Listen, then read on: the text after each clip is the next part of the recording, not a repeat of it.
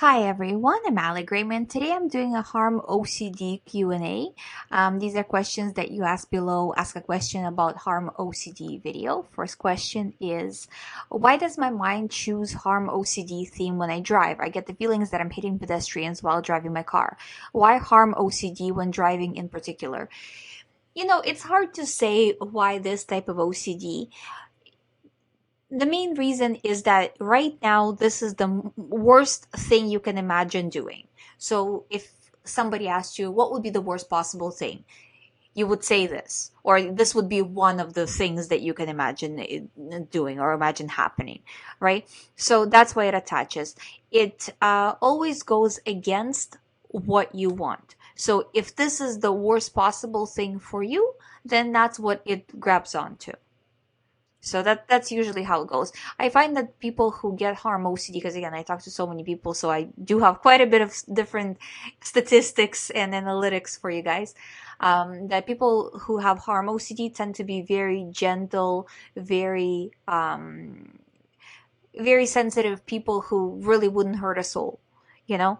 And that's why harm OCD comes up, because that's unbelievably scary for them, and they start to analyze, and it's that analyzing that keeps OCD going and keeps it growing stronger. Next question is there a way to do ERP for this type of OCD? So for harm OCD, the thought itself is the exposure. So harm can be in many different ways, right? So for example, the previous question with the person driving, right? Not stopping driving, right? So continuing to do as you would normally do. Also, if you're driving, not turning around, not going back to see if you killed anybody. It could be in a contamination form, like what if I poisoned something, or what if I didn't clean up something well. It could be in a form of it could be in some sort of violent form. That's very, very common. It could be even in the form of a conversation that, I said something that could have hurt somebody's feelings. So not necessarily physically hurt them, but hurt somebody's feelings. And the person is going over it in their mind. At the end of the day, it's that you are going over the same thing in your mind, trying to figure it out. And that's what keeps this type of theme going, right? If you stop doing this, OCD might jump onto another type of theme, right? So it it doesn't really matter what theme you have, but for harm OCD, it's mostly rumination, trying to figure it out, or physical compulsions, trying to prevent things from happening. Sometimes, not sometimes, but a lot of the time, harm OCD is also connected with false memory OCD if you worry about the past. What if something happened in the past and I forgot? Let me check, let me ruminate, let me figure it out. So it's connected in that way as well. So as you can see, for all those things, the thought comes in, and then what do? So the thought is the exposure. And now, are you going to do response prevention, or are you going to respond a lot? Right? So that's the difference. Everybody who has OCD is already in exposure, but the problem is, instead of doing response prevention and showing the brain, training the brain that these thoughts are not relevant, the person is actually training the brain that the thoughts are relevant. They're training the brain that the thoughts are important, because they're reacting as if it's important, and that's why it continues. So it's whenever thought comes in, you're in exposure, you need to do response prevention, meaning just looking at it like, no, if all my other thoughts were false, because clearly you're not worrying about them right now, then this one is false too. And after this one, there's going to be other thoughts that come up, and they're false as well. So we're kind of looking at them as a group, not dissecting each thought individually.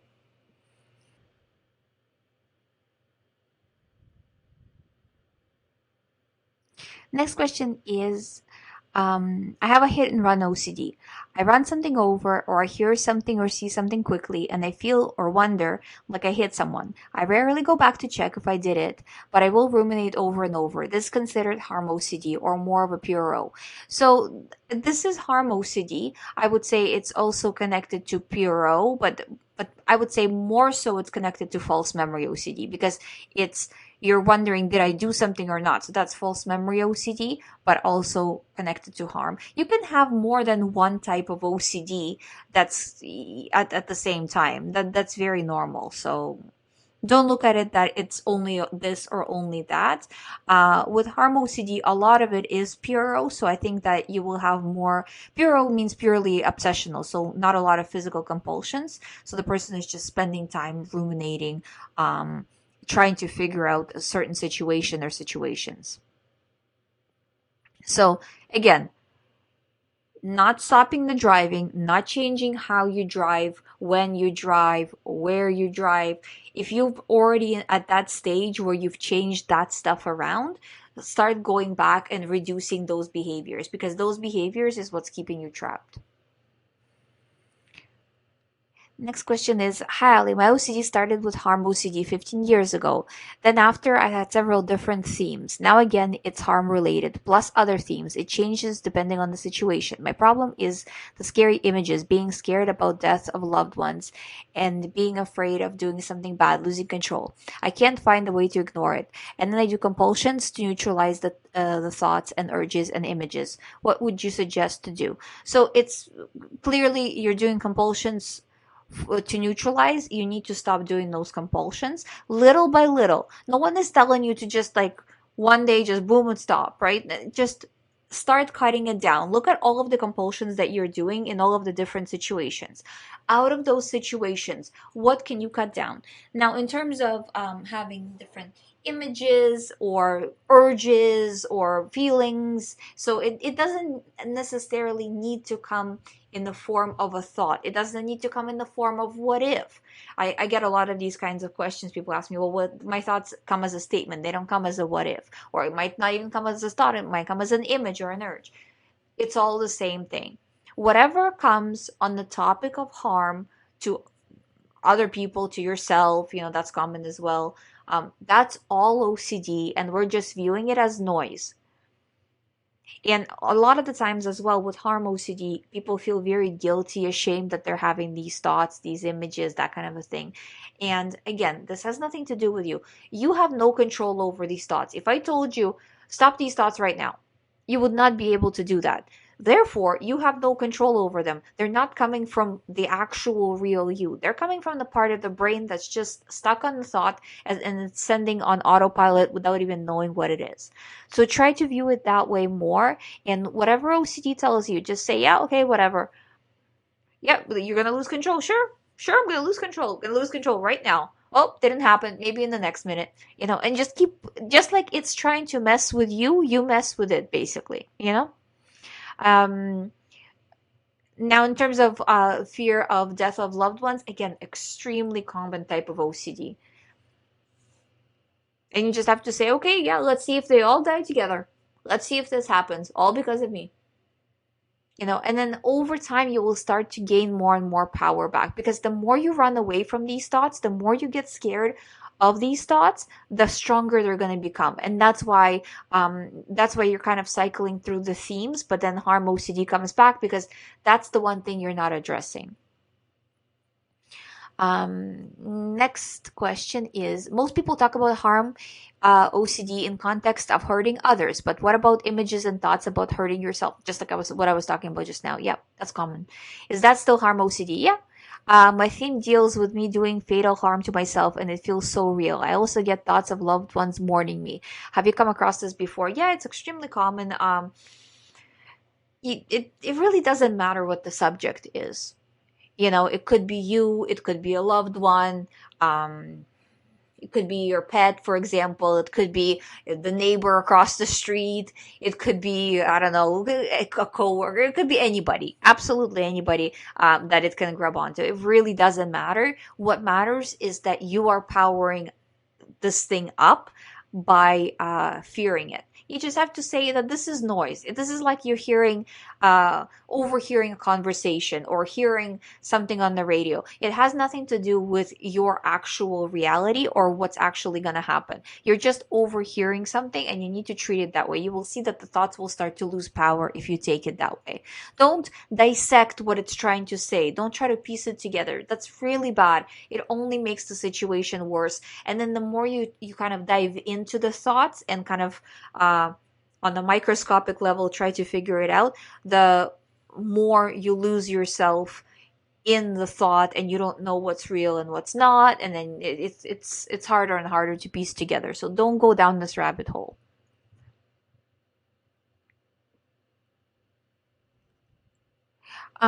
Is there a specific type of personality that you see harm OCD in? Yeah, just like I was saying, very sensitive people, very, very nice, very good people. Because to a very nice, very good person, what would be the worst thing would be to do something bad to someone, or to do something bad to themselves, or you know what I mean? So it goes, OCD always goes with the opposite, you know?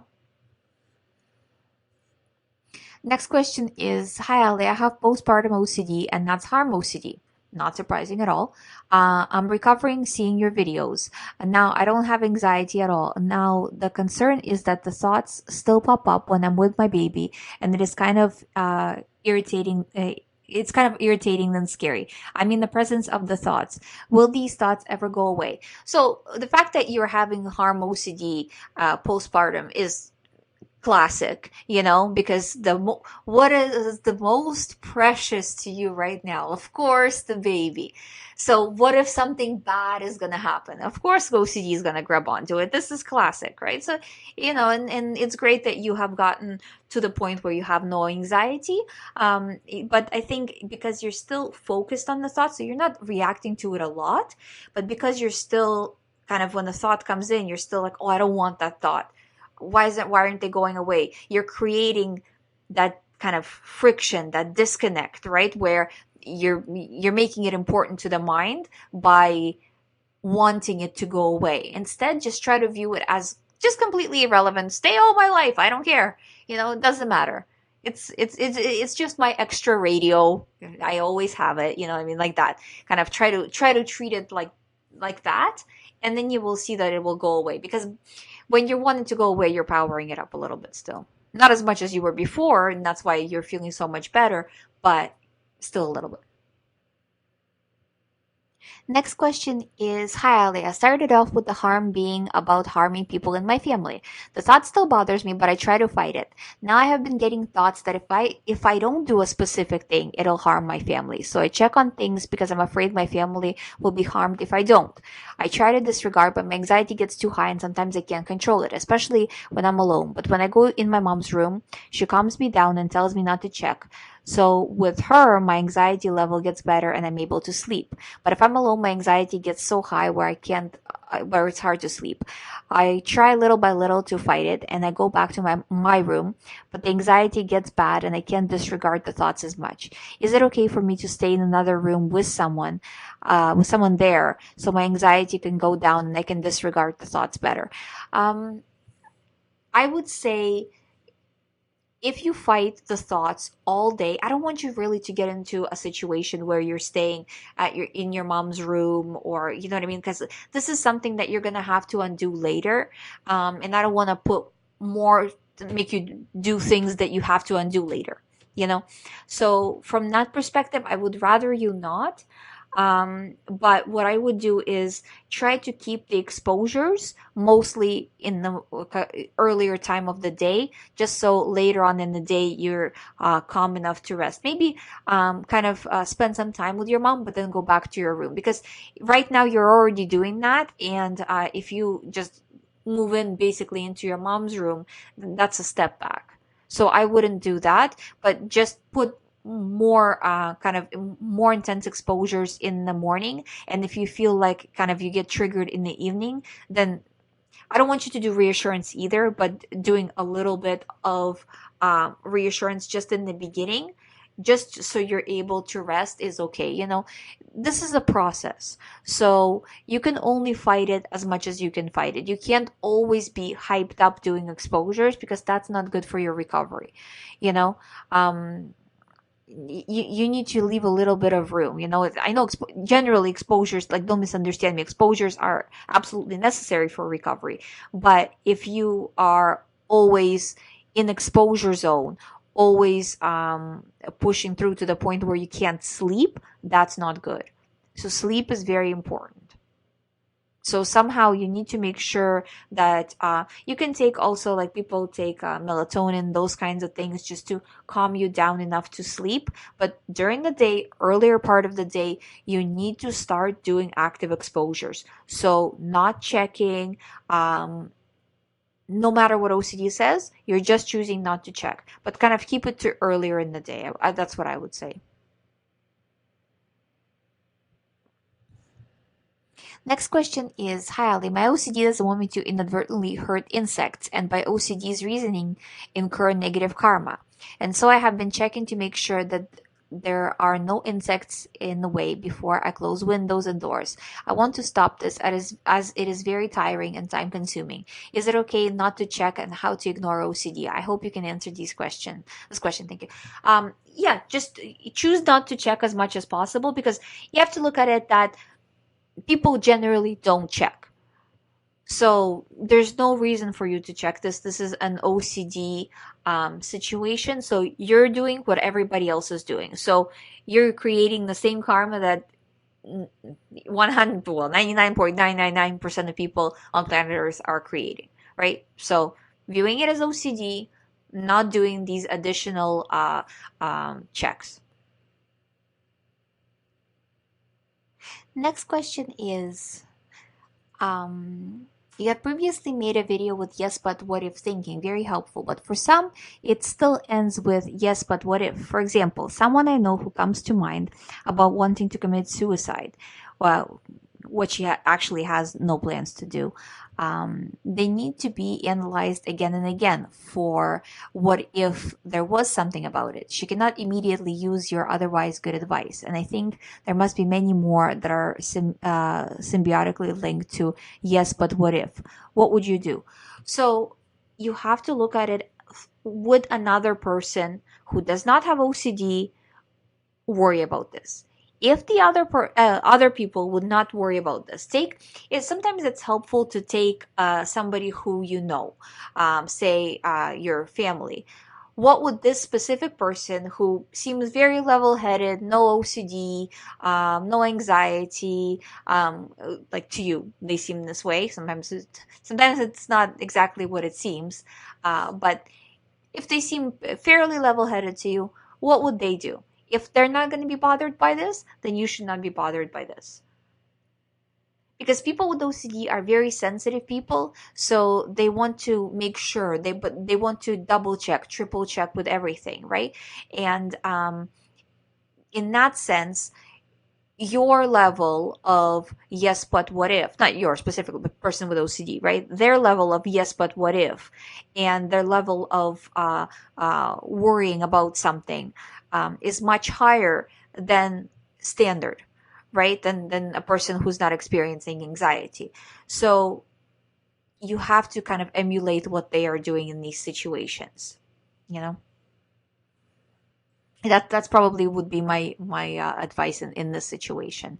So if it's something sensitive, such as the type of situation that you mentioned, how are other people around you reacting to it, and do what they're doing.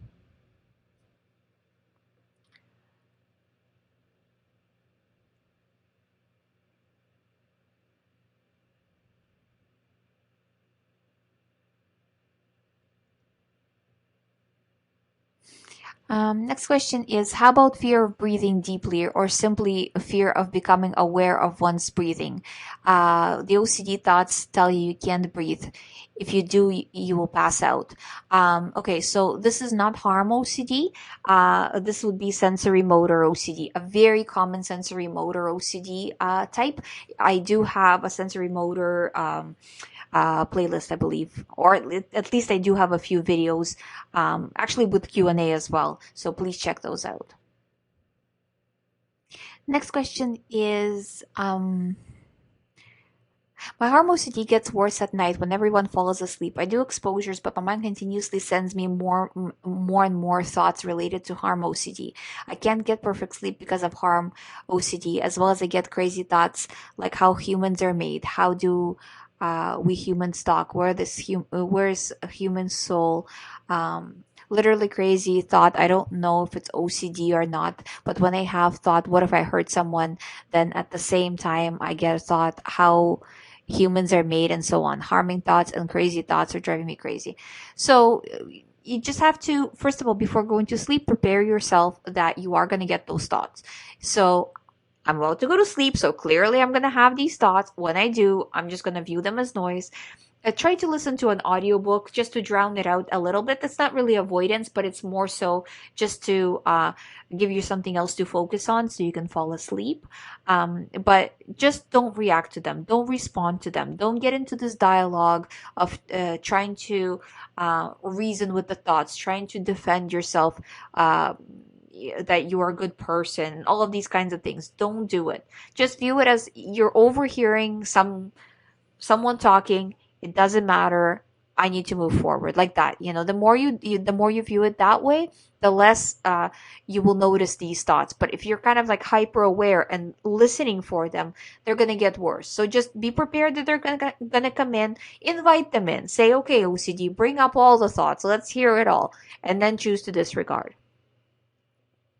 Next question is, hi Ali, harm OCD most related to family members, husband, wife, children, parents, or anyone. Am I dangerous to have this OCD thoughts? I always remember your advice, always disregard no matter what OCD tells.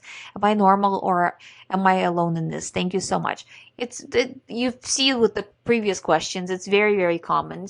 Uh, Usually I hear either, well, it's always about someone that the person cares about, and again, it could be about themselves as well, right? Could be self harm as well. So either way, you just have to look at it. Whatever it tells you, it's just noise. Don't pay attention. Don't take it seriously. Just noise. My brain is giving me noise. So what? And if it gives you some scary picture, some urge, some feeling, who cares? Disregard. Look at it that this is not your first thought, this is not your last thought, this is just one of the OCD thoughts. You don't need to take it seriously. Next question is, can harm OCD and religious OCD both happen together? Yeah, of course. Harm OCD or any OCD can go along with another type of OCD. So the combination of harm OCD and religious OCD is very common. So yeah, of course. Next question is, a thought that seems to have gotten stuck in my mind is, what if I kill somebody? Even though I would literally never ever do such a thing. It keeps coming back and the what ifs never stop appearing. Is the solution to only disregard the thought and it will pass along? I have been having the thought for like 2 weeks now. How long does it take for it to go away after I stopped reacting with fear? So it might take a while to go away, just because right now you're powering it up a lot. If you start to power it up less and less, as you power it up less and less, it will start to fade.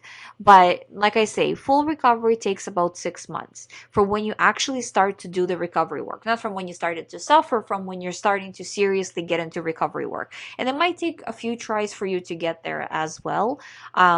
So right now you're in a situation where you've only had it for 2 weeks. So really start to work on it. Tell it to bring you up images, bring you more images, bring you more urges, whatever. Look at it as, who cares? It's just telling me things. So what? And just go from there. Next question is, I can't see fire because I fear that if I see, then then I will imagine God or illusion or like a feeling that I am hurting God. Is this harm OCD? Yeah, and the idea of harming God is a very common type of harm OCD connected to religious OCD. Yeah, it's very common. Yeah, just look at it as noise. Any advice on how to tell close ones about this type of OCD? I mainly have the thoughts about myself, and I'm scared my family will think that I'm making them up. Um, I just have a hard time making them understand uh, uh, what it is, since they don't speak English and there's little information in my native language. I don't know if there is really a point to explain OCD to anybody. In 10 years of talking to people about OCD, I don't really see it ever helping, you know? So I don't know if I would really kind of try. They will not really understand it because they've never experienced it. So to them, it will either seem silly or it will seem like, because they don't understand that it could be a false thought, right? So to them, it's either real and you actually mean what you're saying, or you're making it up. That's usually the two kind of extremes where people who have never dealt with OCD go to. And really, what can they do to help you with OCD? Nothing. You can help you, they can't help you. So you can say, I just have nervousness or anxiety or something like that, just like, or I panic, like a very broad term to make them understand in general what's happening with you. But in terms of particular, I don't think really they will understand, and they don't need to. Just focus as much as you can on the recovery. This is the end of the Q&A. If I have not answered your question, just because this is a specific um, theme Q&A, I'm going to make sure that I answer it in the comments. So if you haven't heard your question, I will leave a reply in the comment section below. Thank you for watching. I will see you tomorrow. If you would like to do one-on-one recovery program with me, as always, all the information is on youhaveocd.com. And tomorrow we are doing the religious OCD Q&A. I will have a separate video where under which you can leave questions. Thank you for watching. I'll see you tomorrow.